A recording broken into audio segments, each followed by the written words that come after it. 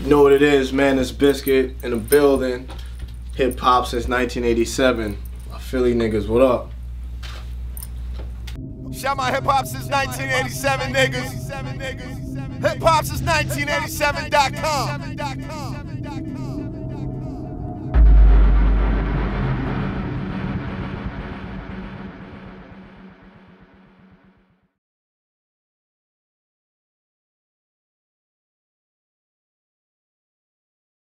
What's good? It's your boy Rick Dange here with a friend to the site. It's Bizkit. Yeah. What's good with you, bro? Man, chilling, you know. About to mix the brown and the blue. Okay. Turn it to green, you know what I mean? Okay. Shout out to Uncle Biz. Okay, shout out to Uncle Biz. We'll talk about it a little bit. What's going on with y'all, man? Shit, I see y'all grinding. We good, man. Working hard, man. Trying to work just like you are, man. Yeah, man. Y'all ain't trying, you know. Y'all doing. I tell everybody, man, I took 3 T's out of my vocabulary. And that's trying, that's tomorrow, and that's tired. Right. Because ain't no tomorrow. I don't get tired, and a crackhead is trying to stop smoking crack.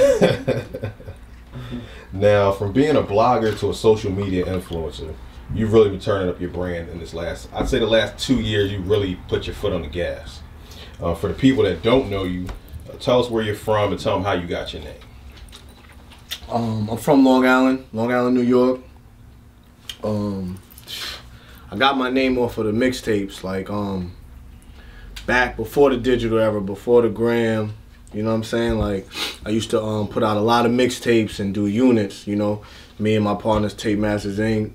started a mixtape website called The Mix Game. When they popped drama, they popped, you know, they ran down in the offices, my offices. You know, we was moving DVDs and CDs like crack. You know what I'm saying? Every tape we would drop, we'd do like 20,000, 30,000 units. We was actually, even at that time, like the labels, they were getting mad because they weren't making no money off the mixtapes, right. and we was getting all of that mixtape money. Right. So, you know, off of that, you know, I just kept on grinding. And then, like, you know, once the internet really came about, you know, as far as like promoting yourself and everything like that, I was always had access to the concerts, to the video shoots. I was always in the loop. So I had a little flip cam. I started like recording, like even when I was in Philly. This was a minute. This might have been like this when Beanie Siegel brought out Jada. Okay. You know what I'm saying? And I was backstage and I was filming when Beans dissed Hove. Okay. What you talking about? Yeah. You know. So I had caught that. If you go to my YouTube, it's Bizkit. I had I put that out. So I was always like recording stuff, going crazy on the flip cam, and you know, like Vlad and Worldstar, they used to just post my shit, and I thought that was the wave, you know, right. Like I was hyped when I saw my shit, and then like I realized like, hold on, they getting paid off of my shit, and it's my shit. I drove to Philly. Yeah.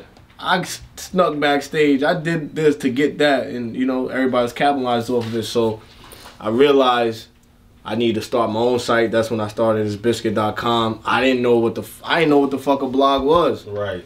You know what I'm saying? Because I was more like the guy that was really outside, really in the mix, not just on a computer like talking shit or even writing about whatever. You know what I'm saying? So, you know, it's just been a long grind. You know what I'm saying? So, you know, the game just keeps changing. It's changing right now as we speak. Like, people keep inventing new shit, and you have to learn how to adapt. Definitely. Because even when I started my blog, I was still late to that party. Yeah. You know what I'm saying?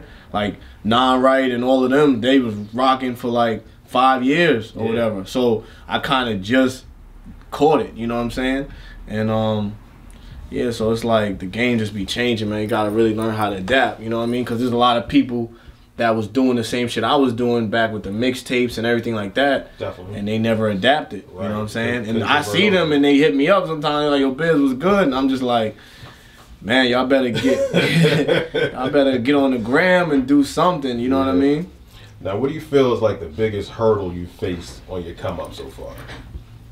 The biggest hurdle? That's a good question.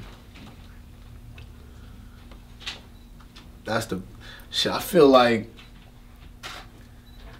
damn, there's so many hurdles. You know what I'm saying? A couple of them out there, bro. Yeah, and there's so many. I mean, you know, to get people to believe in you, that's probably the biggest hurdle. Cause like, you know, people even even people that's like literally around you, you know what I'm saying? Like, could be your best friends, your cousins, like your bros.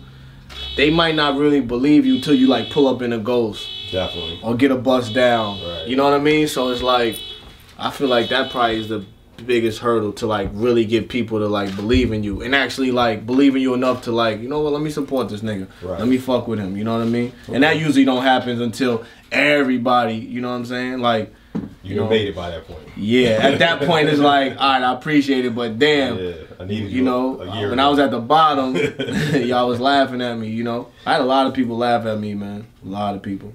I'm laughing now too, though. Oh yeah, that's what it's about. Now you're definitely a big presence, a big person on social media.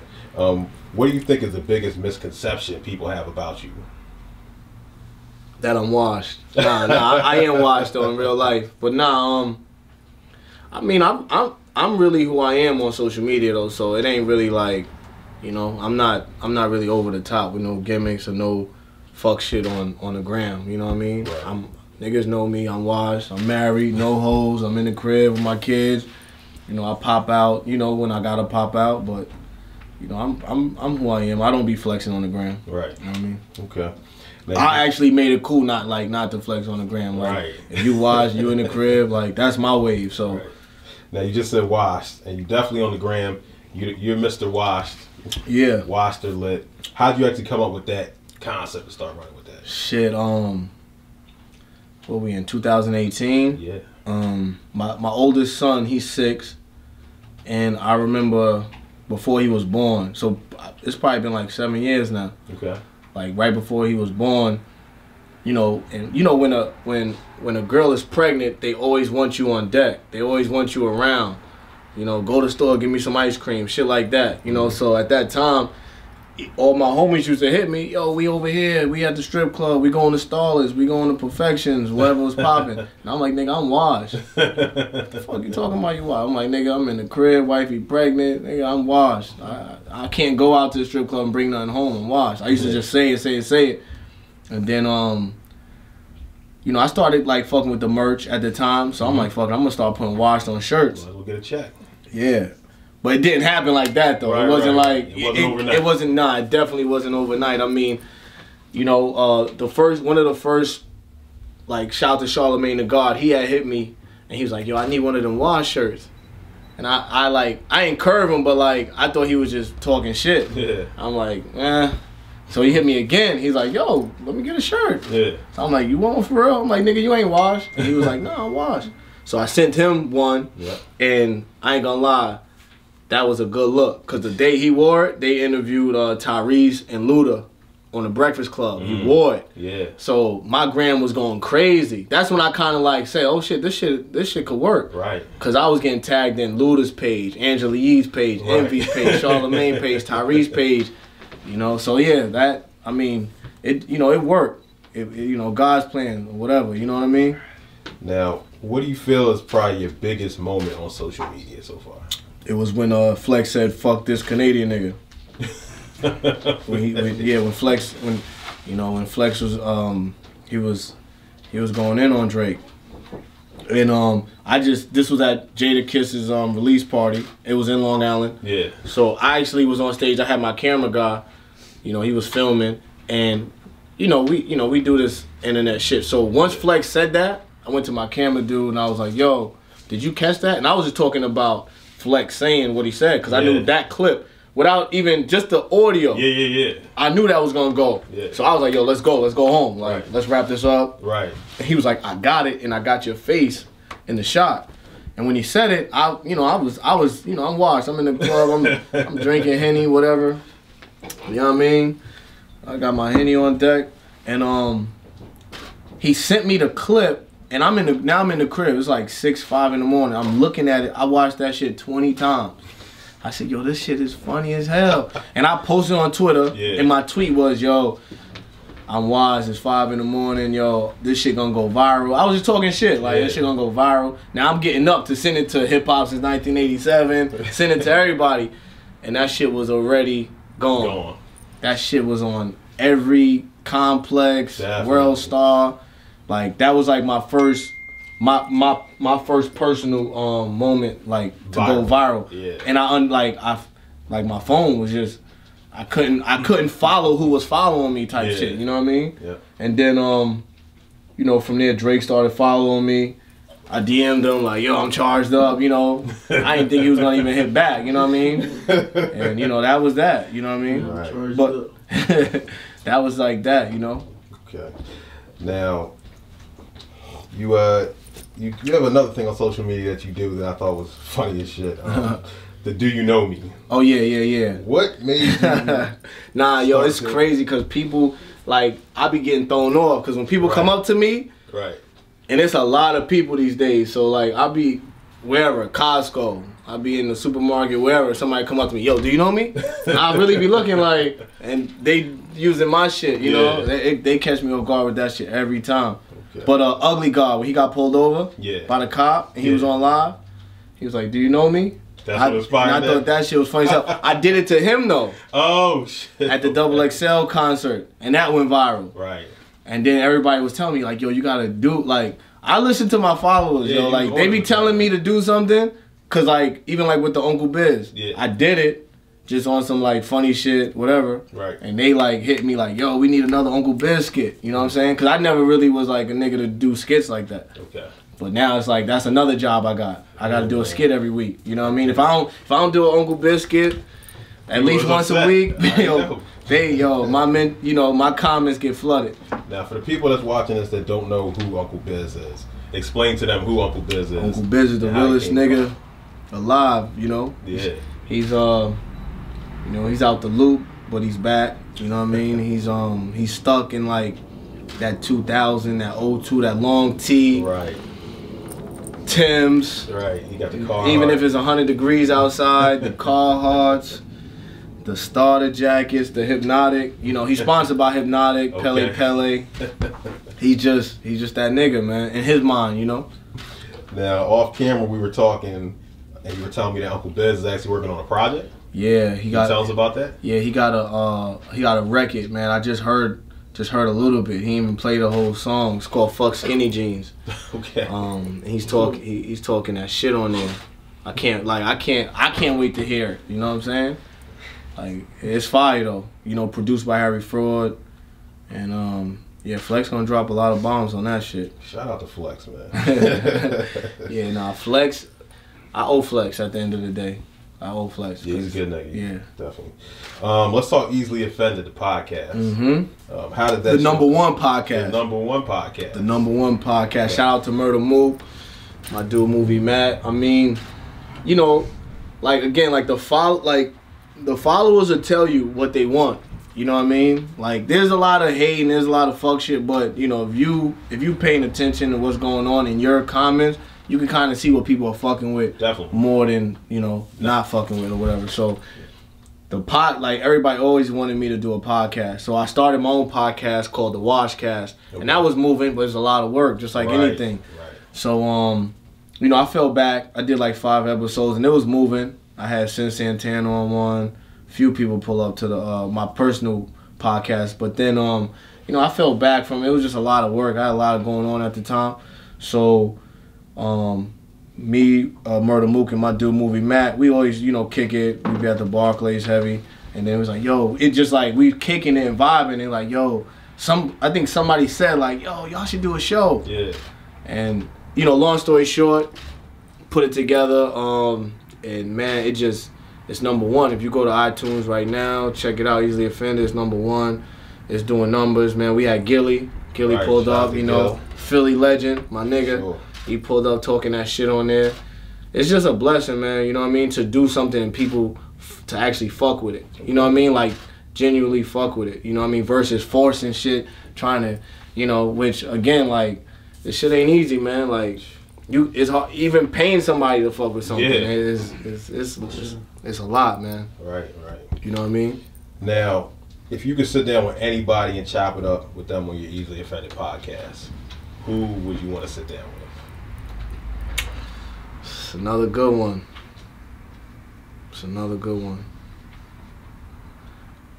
I would like to sit down with Dane. Okay. I would like to sit down with Dane because it's just like he been through it. You know what I mean? OG. He been super OG. He you know, he's like, I don't know, I just fuck with him. I fuck with his energy, you know what I mean? And I would love to sit down, which we gonna do that. Oh, you know I'm what I mean? sure. Yeah. But like, I can't wait. Like, Right. you know, I mean, who's not a fan of that whole Rockefeller wave? Like, Right. that's like probably one of the biggest waves, you know? One And of the best Dame, eras. yeah, like I just watched the clip with him spazzing on them people at Def Jam. Yeah. Like a nigga that goes that hard for what he represents, like, that shit is, that's rare. Right. That's very rare. I don't think there'll ever be another Dame Dash. So I would like to sit down and kick it with him. And even though I heard like every interview he ever did, but you know, I got some questions. Mook got a good relationship with him. They just did the movie. They just dropped that movie. So yeah, I definitely want to sit down with Dame. I mean, there's a lot of people though. At the end of the day, you know what I mean? Okay. It's a lot of people. Let's talk music a little bit. If you jumped on your phone right now, who are you listening to?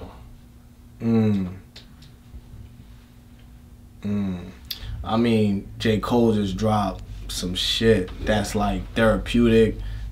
It's good for the culture. I mean, besides Cole, I mean, Cardi B dropped some shit. I fuck with Cardi B. Drake, obviously. And that's really about it, man. I'll be in the crib, man. The cartoons be on. But when I'm in a spot, like I was in a club the other night, I was in New York at Up and Down. I mean, the DJ was playing all of the hits, man. I like Rich the Kid. Yeah, shout out I love Lil Pump. I love all the whole. I don't know why niggas be. I feel like niggas be hating on the youth or the kids because they really I think it's just like that misunderstanding. Like they don't understand these kids, and like I don't either. But like as an OG, as an older person, like you can't really like they didn't understand us. You know what I'm saying? They didn't understand that Dipset era and that G Unit era. You know, old heads don't really get it. But some of these young kids gotta like pay homage and pay a little more respect. I think that's what got everybody kind of like fuck these little niggas. You know what I'm saying? But at the end of the day, man, I fuck with Smoke Perp, fuck with Rich the Kid, fuck with a lot of them, man. For real. I chopping up with ASAP not that long ago. You know what I mean? Playboy Cardi, Little Uzi from Philly. Right, shout out to I Uzi. fuck with the new energy, the new kids. Jay Critch, there's a lot of them. He from New York. Yeah. You know what I mean? Now, you said a couple things. We're going to touch on a couple different things that you threw out there right now. But let's start with this one. You mentioned J. Cole. You mentioned Lil Pump. Number one, how do you feel about this J. Cole versus Lil Pump thing that I feel like the internet really put a battery in it super fast? Yeah, I mean, yo, it's a war going on outside right now with the old generation and the new generation. And, you know, like, it and your peoples, he touched on that, like, off camera, talk, you know, just basically breaking it down where it's like, because hip-hop don't have those other genres in hip-hop. So it's like, you know, a lot of these new cats, they even saying like, I'm a rock star. Yeah. All right, so be a rock star. You know what I mean? But it's like, they still falling under the hip hop category. And hip hop, you know what hip hop means. You know what I mean? Like, so it's like if they had like alternative hip hop and then put subcategory, all the subs, yeah, maybe that might help. I don't know. But right now it's just like, it's crazy, man. Everybody going at everybody. And everybody is super sensitive on the internet. You can't say shit. You can't say shit about nobody on this motherfucking internet, man. Now, you mentioned Cardi B. How do you feel about the resurgence of all these new female rappers in the game right now? I mean... And do you think that they're going to have longevity?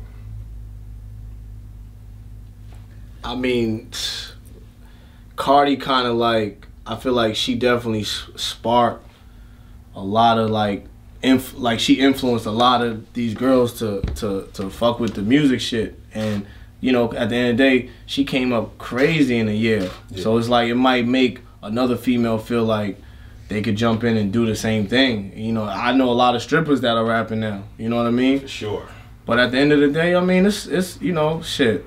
It's always a different thing with the females. You know, it's a different game or whatever. But I think there's a lot of females like it's like Asian Doll. There's a lot of chicks out here that's doing their thing, man. Way more than ever before. Way more. Yeah, nah. I mean, I feel like it's their time. I think it's their time to flourish.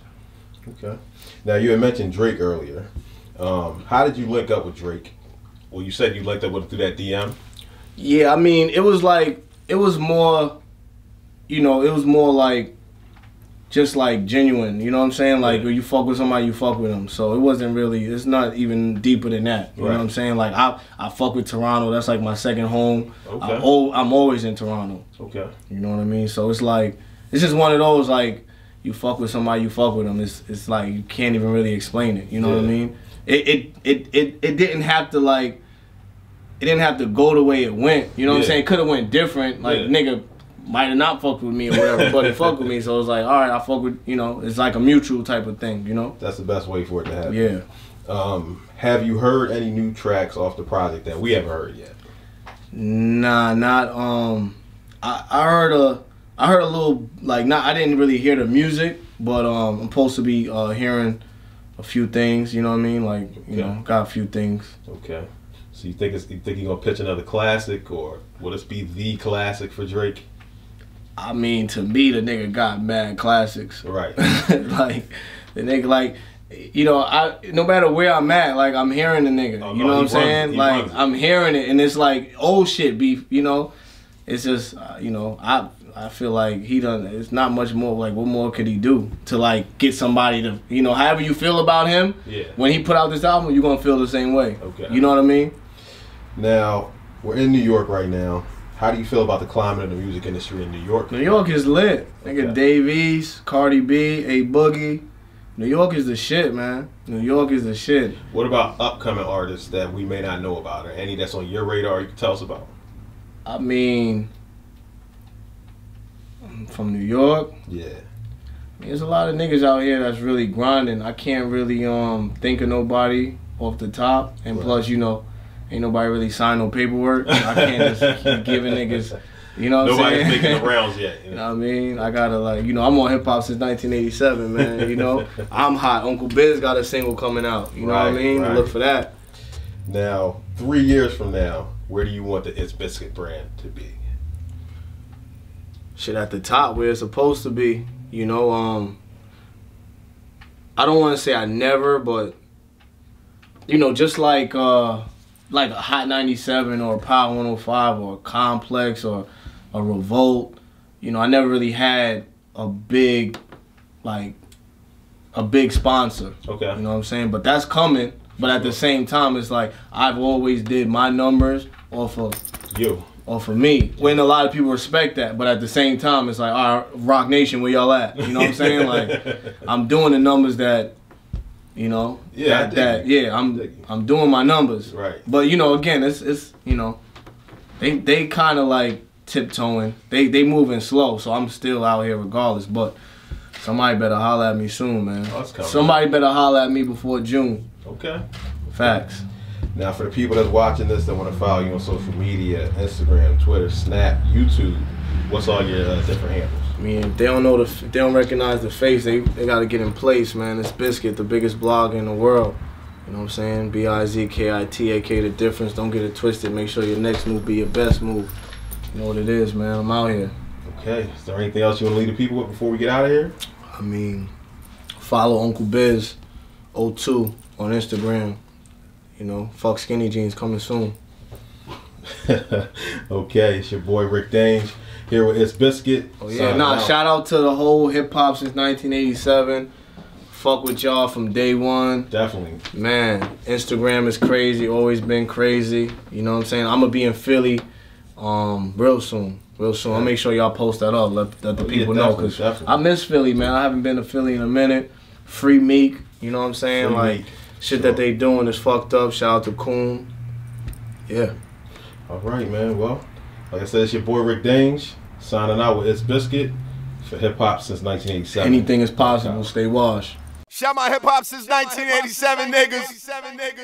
HipHopSince1987.com.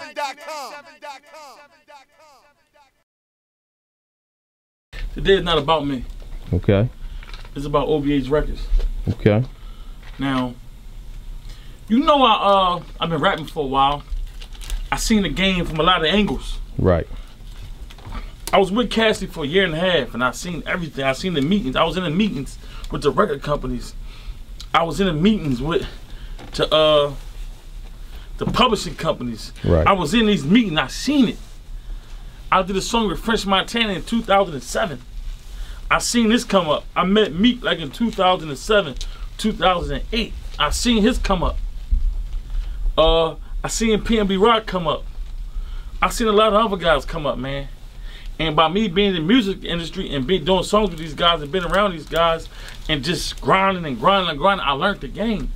Because I asked a lot of questions. I said, damn, so what's the best place to invest money in?